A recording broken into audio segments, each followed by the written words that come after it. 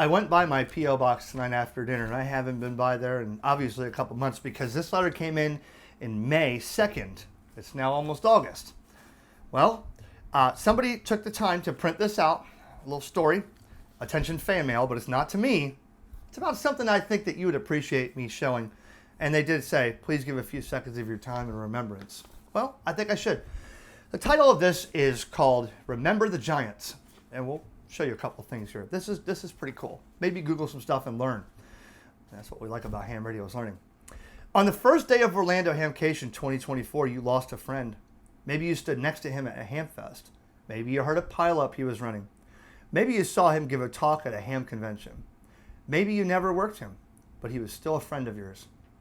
A friend of hams around the world.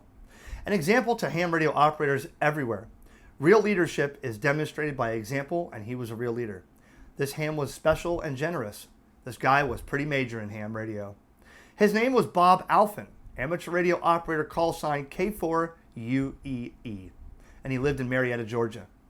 He loved ham radio and he loved performing DXpeditions. He loved his family in the United States of America. He was a shortwave listener, an extra class ham, contest winner and record setter, ARRL life member, United States Air Force captain during Vietnam, retired vice president of a major insurance company, and a CQ Magazine DX Hall of Fame inductee. He devoted the last 3 decades of his life to performing DXpeditions, more or less full time, from the topmost wanted DX locations for the ham radio community.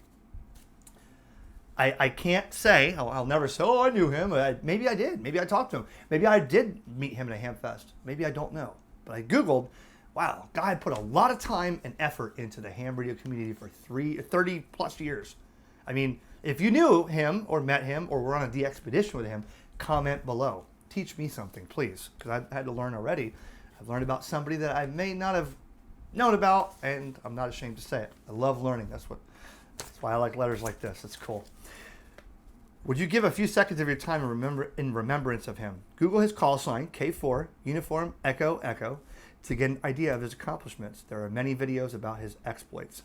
Bob's simple advice: for a DXpedition to be successful, when you step up on that stage, you have to be loud.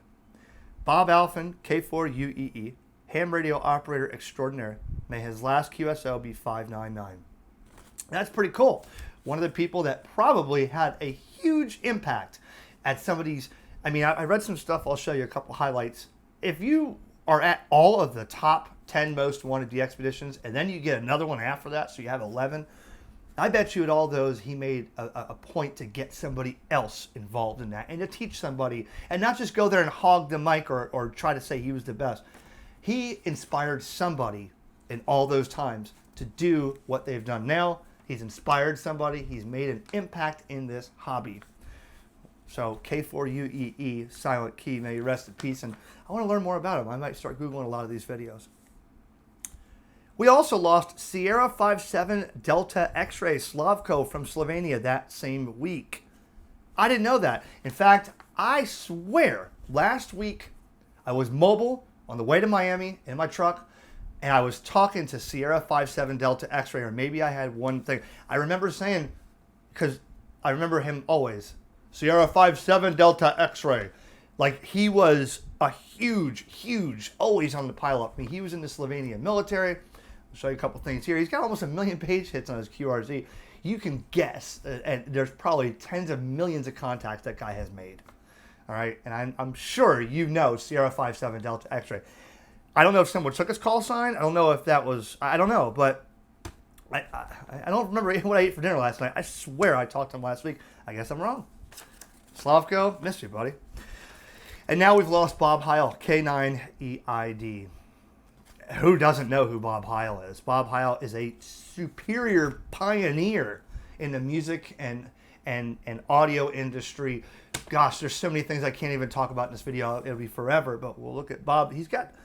Bob was a pioneer too. And even beyond Joe Walsh and inventing the talk box and all the stuff that he's made in the music industry and the organ playing and in the Ham Nation and all the things he's done. Really nice guy. I met him several times. I knew he was years ago in the I was kind of scared to go up. I'm a nobody. I wouldn't go up and be like, hey, do you know who I am? I'm a ham radio company. No, it didn't happen. I was nervous. And Richard Stubbs at MFJ, I used to go there all the time, and he'd say, you ever met Bob Heil? He's over there. I said, no. Come here, Eric. And he brought me over to introduce me. I think it was either Huntsville or Dayton. And it was like, this is there. And Bob kind of knew who I was, but I was like, yes, sir. It's a pleasure to meet you, But he was just there, great guy, nice. Not like he was I didn't think he was a, snob or nothing. No, he was nice. I was just afraid to go talk to him. That was just me. But Richard at MFJ introduced me, and that was cool. And then I saw him again. Hey, how you doing? One time, him and Gordon West were at, I think it was Orlando, and they were hanging out. And Gordon West came up to me. He's on one of my videos. Said, oh, Eric, how you doing? I said, whoa, Bob Heil was there. I got them both on camera again. It was cool. It was really cool. Bob Heil, there's so much. I don't want to. We could show some things here, but Bob Heil was another legend. So let me read the last page here. We stand on the shoulders of giants who came before us, and we send them a big thank you. 7-3, good luck, and good DX. For the love of ham radio, P.S. 3 more reasons to put up that tower. What a hobby. And that's exactly it. What a hobby. I don't want to go on a rant, but you remember I said, people yelled at me on the videos a few times before. I got a little passionate about this and said, I want more people in the ham radio. I want more people to do this. Why are people not interested? How do we get them interested? What do you need to do? Well, think about this. Slavko, Bob Alphen, and Bob Heil, all 3 of those people spent 50 plus years in ham radio, okay, and doing something for us. Why is it so cool, and why was it second nature for them? But like I said, hopefully this generates interest for someone else to be that next pioneer. You know what I mean? They did it for the love of the hobby. And I appreciate because, somehow Slavko, Bob, and Bob Heil all made an impact in this hobby somehow, somewhere. I don't know how, I'm not creative enough, but leave the comment below and tell me how, because I know for a fact they've probably had conventions. I'm not sure about Slavko, but I know Bob and Bob Heil have both made speeches and stuff like that, and inspired somebody. So I want to show you a couple things on their pages to show you the kind of page that they have just in their biography. And it's up to you to Google and see, more about them, because I did and I learned. And wow. I want to thank the person who sent this. The envelope's in there. I don't want to get up and see it, but they didn't put their 7-3 on here. But P.O. Box 666, Roseland, Florida 32976. Yeah, 32976.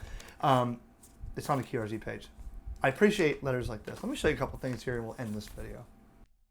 I'll start with, in order, with Bob Alphen, K4UEE. And if you see here, stroke SK 2024, pull it up on QRZ. Just look at the first thing here. With the completion of the very successful K1ND expedition to Navassa Island, K4UEE has reached a milestone in his ham radio career. Now participated in, led, or co-led DXpeditions to 11 of the DXCC top 10 most wanted. Here's the top 10 most wanted here. Set a new world record for QSOs for non-hotel, non-fly-in DXpeditions.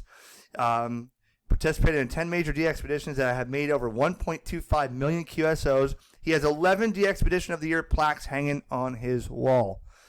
And if you look here, some other stuff here. You can read it here, all right?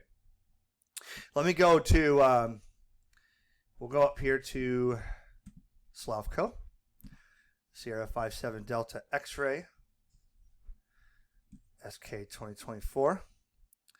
And if you look, a lot of stuff here. He was active from 1973, his first call sign, club calls, what call signs he had in those times, and brief history.